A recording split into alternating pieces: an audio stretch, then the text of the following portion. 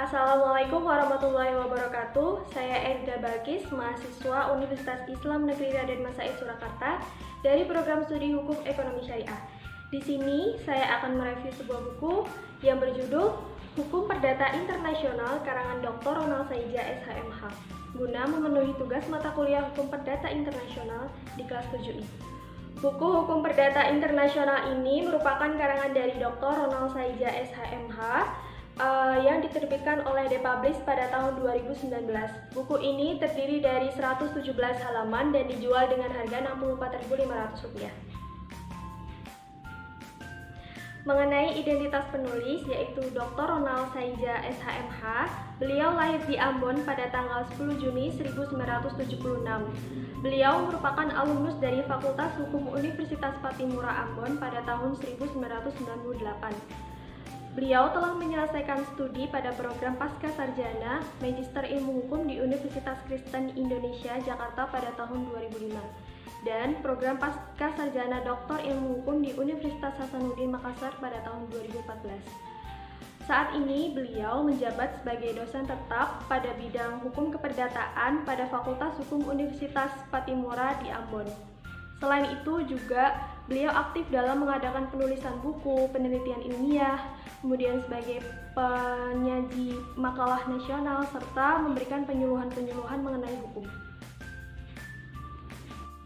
Pada buku Hukum Perdata Internasional karangan Dr. Ronald Saidja SHMH ini terdiri dari 9 bab, di mana pada bab pertama menjelaskan mengenai pengantar hukum perdata internasional. Di dalam bab ini dijelaskan beberapa definisi-definisi dari hukum perdata internasional dari berbagai ahli.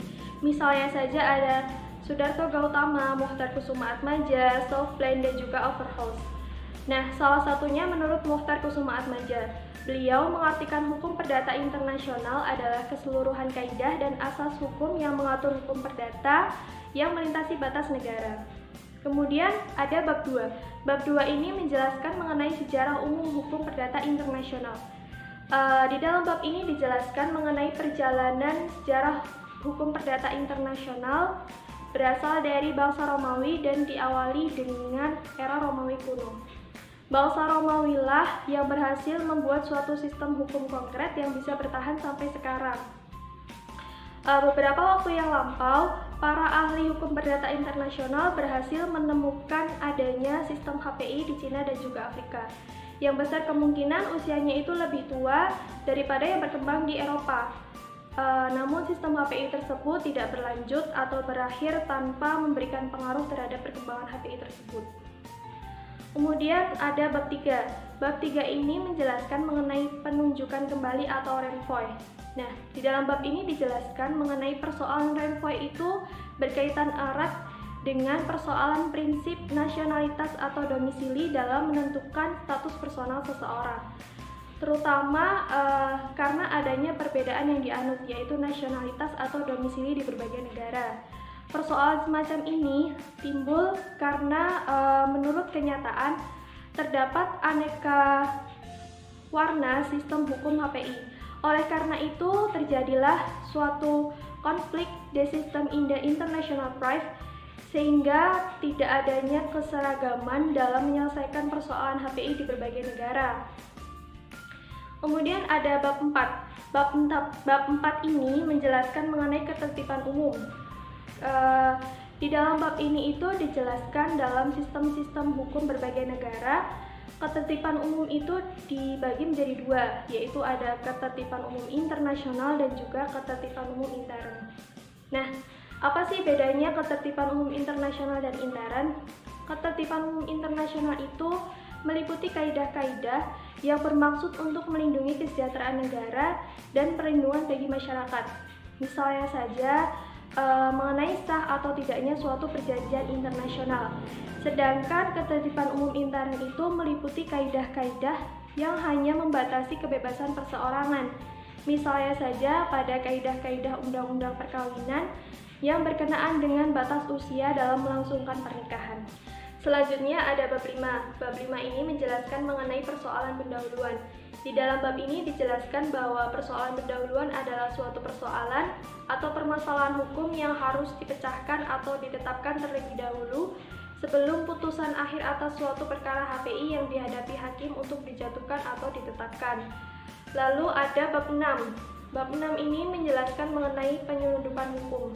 Di dalam bab ini dijelaskan bahwa penyelundupan hukum digunakan untuk tujuan tertentu dalam HPI, yaitu agar dalam hubungan hukum yang bersangkutan dipergunakan hukum lain dari yang seharusnya berlaku.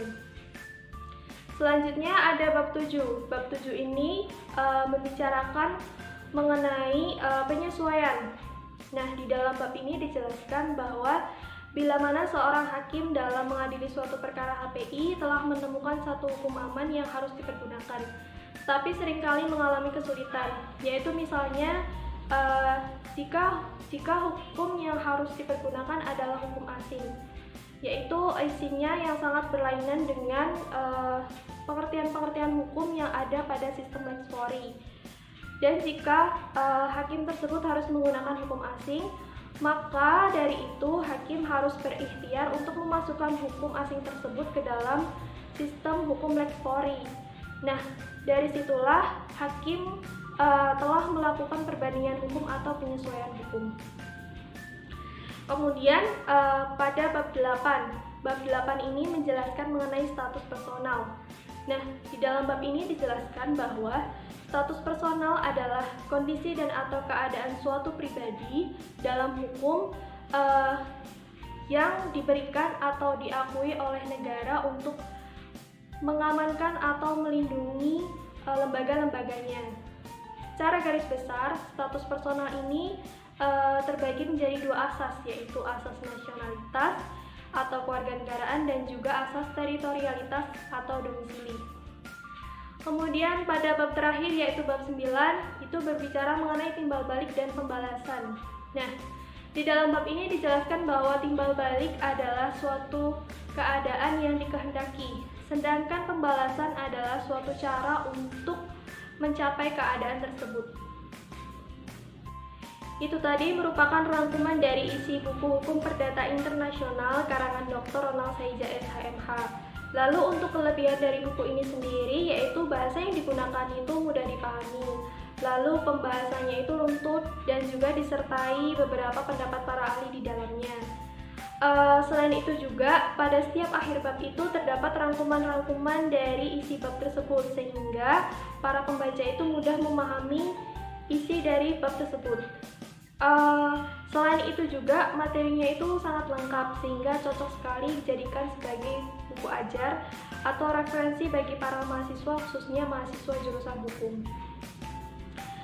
Selain ada kelebihan juga ada kekurangannya, yaitu kertas yang digunakan pada buku ini mudah sekali robek sehingga ketika membacanya itu harus hati-hati agar tidak robek. Kemudian selain itu juga pada daftar isinya itu hanya terdapat bab-babnya saja, tidak ada subbab-subbabnya sehingga para pembaca itu kesulitan untuk menemukan subbab-subbab yang ingin dicari. Baiklah, itu tadi review buku dari saya. Demikian yang bisa saya sampaikan. Apabila ada salah kata, banyak kekurangan, saya mohon maaf. Dan terima kasih sudah menonton video ini. Semoga video ini bermanfaat untuk kita semua. Sekian dari saya. Wassalamualaikum warahmatullahi wabarakatuh. Sampai jumpa lagi.